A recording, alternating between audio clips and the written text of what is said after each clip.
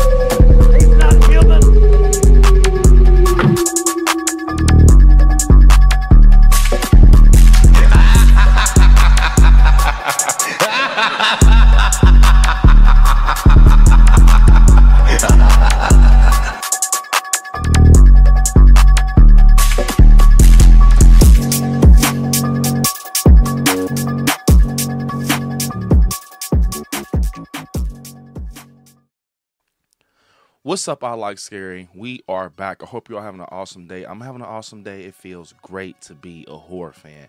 So you all, today I want to talk about, the missed opportunity in David Gordon Green's Halloween trilogy. And this has been, on my mind a lot. I'm just like, why didn't they go with this? This possibility or possibilities. So definitely smash the like button. It definitely helps the video. So to get into it, we just got out of David Gordon Green's trilogy, and we're now back at square one. We're back at square one and everything with the Halloween. And I was thinking about something that I think they regret not doing now. I'm just, talking. This is just me theorizing and stuff, talking about some speculation with it. But we know Cameron, who was Allison's boyfriend. We got introduced to him in Halloween 2018.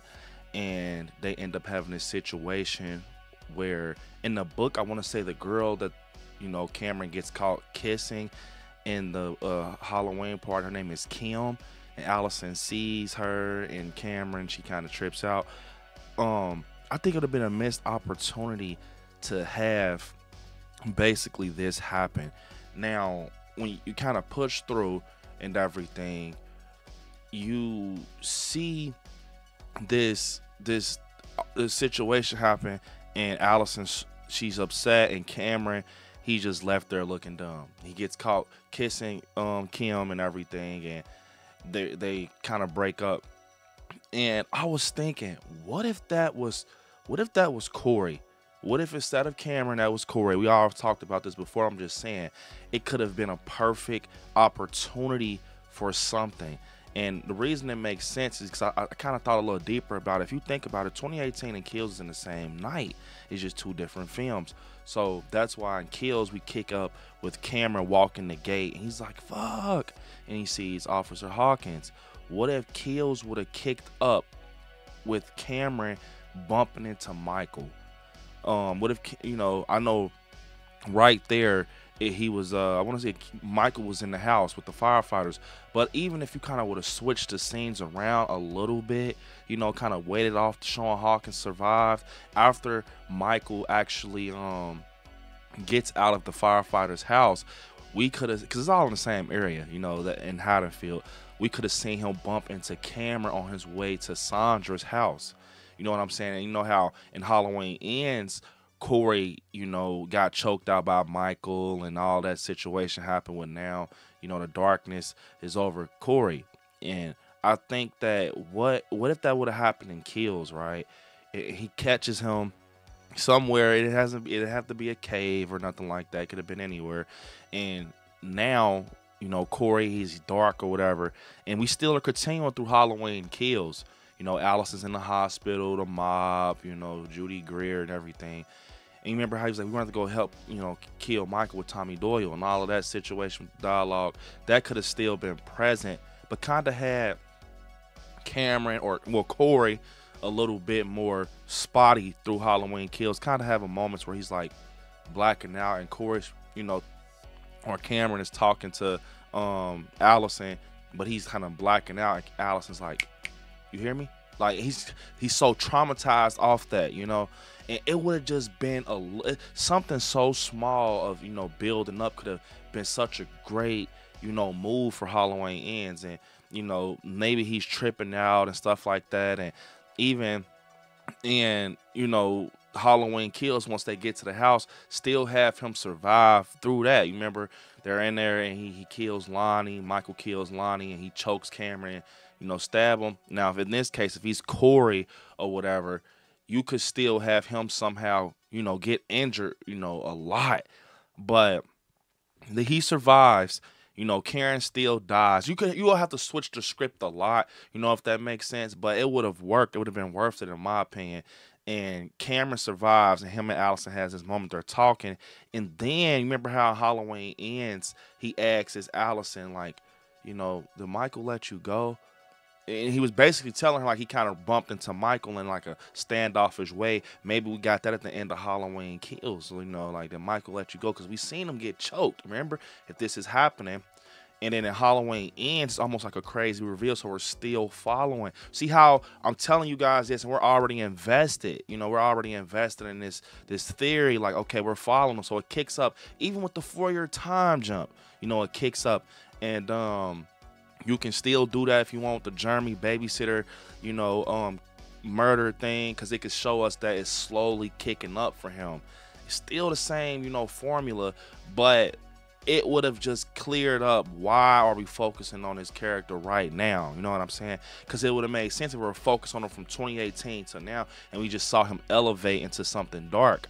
And Michael could have, took him out early, because we got enough of that story if you would have spread it out right. But instead, they kind of shoved it in one, and it is basically like, okay, I thought we were continuing from, Allison and, Judy Greer, all this drama, her mom passing, but no, we got this other character. And I'm not saying that was a bad idea with Corey. I like Corey Cunningham. Rowan Campbell killed it. I really do. But I think it would have been more of a great reception.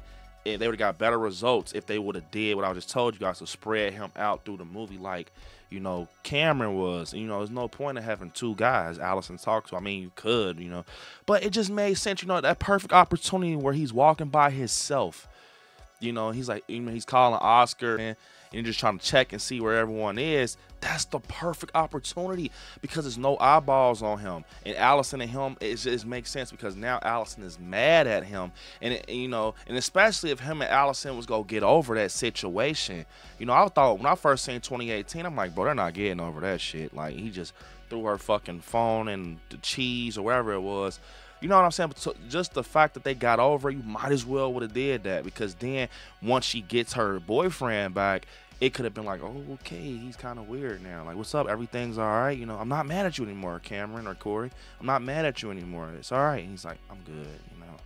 He's just dark now, how Corey was, and still have that bullying aspect, we had in Ends. Keep a lot of that stuff, but I'm just saying, in the previous movies, could have had that idea more present, and then people would have accepted it more. I was just thinking, like, okay, because we all talked about this theory. What if Cameron was Corey the whole time? Like, Corey was there the whole time from 2018, and then we got the reveal. Yeah, but it was almost like I was trying to find a perfect opportunity for Michael and him to kind of have that connection. And then I just thought about, like, bro, the opening of Halloween Kills, like, it's perfect. It would have been perfect. To get into something else I think that would have helped this trilogy was, I don't know about you guys, I thought what we were working up to was Allison being a new final girl, a new generation final girl. She has her own story with Michael, because you remember they were kind of against Laurie Strode, and Jamie Lee saying basically, like, let it go, it's over with. But then we have that situation in Kills where Allison was, saying, like, my grandmother was right. The boogeyman was real. Like, when I heard that, I'm like, oh yeah, she's finna be the new final. Like, and then she has the shotgun by Lonnie and Tommy Doyle. I'm like, bro, she's about to become Laurie. And it messed me up in Halloween Ends, where they kind of downgraded her character to some type of love interest or whatever. Like, they should have kept Allison at that same pace. They had the perfect opportunity to elevate this character into something so crazy. When she loses her mom and her dad in the same night, bro, we wouldn't have any excuse for Allison. She is now like the Lori. She has a reason to kill. She has a reason to go crazy. If you want to be technical, Allison lost more than Lori. I'm like, she lost everyone for real, bro. Like, she almost lost her grandma. Like, I just think it was a missed opportunity, bro, cause I was invested in Andy Matichak, bro. And she was losing everyone back to back, and she's like the new generation final girl. I'm like, bro, what? You didn't even have to have her like too much surrounding, Allison's, elevation and ends until maybe Lori got severely injured in the final battle, or she just needs Allison at that moment. Like, you know how she kind of just jumped in and snapped Michael's arm. I don't. That wasn't enough, man. She should have had a one-on-one with Michael, or at least Corey. They got that ending out. There was another ending where it's actually two battles going on with Corey and Allison, while Lori and Michael are battling. So it was 2-on-2 versus Evils. So, man, like, that would have even been cool to see, man. I just think those two things mainly for me was like, it pulled away a lot of the significance of what they were trying to do. Like, they should have made Allison a little bit more elevated, and they should have made Corey more present in the previous films and his story, and it just would have made more sense. You know what I'm saying? I think it was all that simple. I think, to be honest, I know they watch stuff out there, Blumhouse, David Gordon Green. I would think they would. And I know they probably like, damn. Because I would be like that. Like, it just, something so small would have made such a big impact. You know what I mean? That's just me. But yeah, you guys, unfortunately, it's the end of the video. Comment down below, if you want some more Halloween videos. Yeah, man. Unfortunately, this is the end of the video. Don't forget to hit me up on my social medias at ILIKESCARY on Instagram, ILIKESCARY _ on TikTok, Brandon on Facebook, ILIKESCARY on Twitter. And you guys, right there with subscribe. Next to it, click join and become a member of the channel. And yeah, you guys, I want you to watch some horror movies. Stay scary out there. I love you all. Peace. Until next time.